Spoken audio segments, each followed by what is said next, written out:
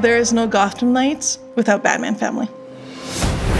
The fans trust us to be true to the universe. They also want to be surprised. Really, everything is new.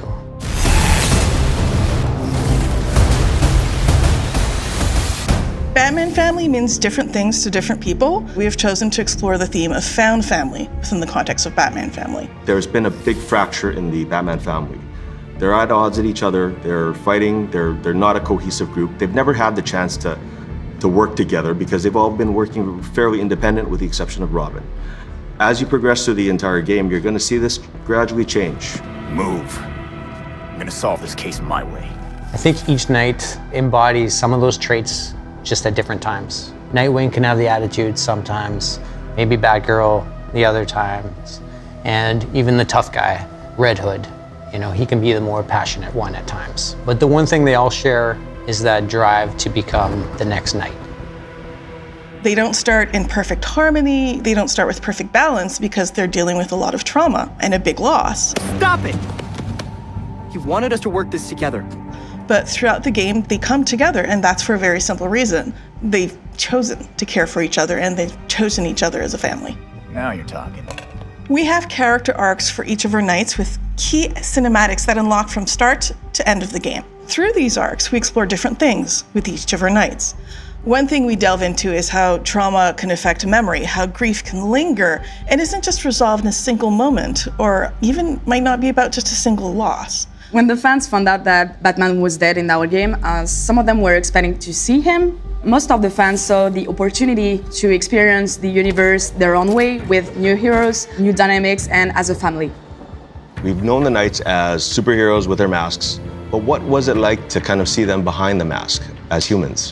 When we look at the way each knight was designed, we took a cue from our comic book roots. You know, we did some pretty classic shape language design. For example, Red Hood, blocky, square, tank-like. Batgirl is more symmetrical and balanced. Robin, lower, lighter, stealthy. And Nightwing, agile, angular, sharp. By having that kind of shape language, it not only helps us develop the way the characters look, but it also goes on to support how the characters move in animation. The team put a lot of effort in making every character really special, with emotional ways to react to situations. Every character has its own path. We worked with Wilson and the cinematics team to make sure that we could showcase their progression, not just in the things they say, but also in what they do. We wanted to create a custom experience for the player and for the viewer to kind of see that they're going to structurally have the same scene, but they're going to see that scene with their own flavor depending on who they play. Clear out now. You'll regret it. Having a very solid foundation with the performance of the actors was critical because we got that nice base level. Once we take that, we actually bring it with the animators to kind of fine-tune and really improve everything, bring those facial emotions, putting their take on it. And this is something that we really wanted to make sure that we got it right. In the Belfry, we see the knights as humans, as young people talking to each other, having a life, wearing more contemporary, normal clothes. And that's a big contrast to how they look as knights.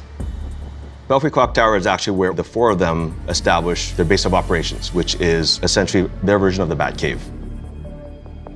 This place is quite remarkable. It's certainly brighter than the Batcave. Alfred is literally the glue of the Batman family. He is a confidant, someone they can rely on, and someone with whom grief is shared and understood. I'll always be here when you need me, Master Richard. When any of you need me. Previously, Alfred had to really manage Bruce by himself. Now fast forward to Gotham Knights, now he has four versions of Bruce that he has to manage. He is steady and endlessly reliable, but he also will not put up with anyone's nonsense. Alfred's fatherly. He's tough, he's caring, he's stoic. We took a pretty old school approach, iterating on sketches and sculpts until we found something that really resonated with us emotionally. When you have the four heroes there together with Alfred, kind of figuring out the space, we've actually managed to pack in, I think, almost 40 cinematics in that little space. but each tell a very different story and a very different perspective of how they live together as a group. Every time Bruce came home, I patched him up. Just as I now do for you. It was important that our players would be able to relate to these characters on a very basic human level, and that's what we wanted to showcase with our Belfry moments. Not just in the cinematics that happen there, but also in the environment and the ambient conversations, even in the props you find through the Belfry. There has been so much love put by our entire team in this game, so much effort and dedication. I really hope it shines through and it provides an amazing experience. I really hope fans and players appreciate the variety of looks they can have for their night. I hope they find one that resonates with them and it kind of becomes their favorite.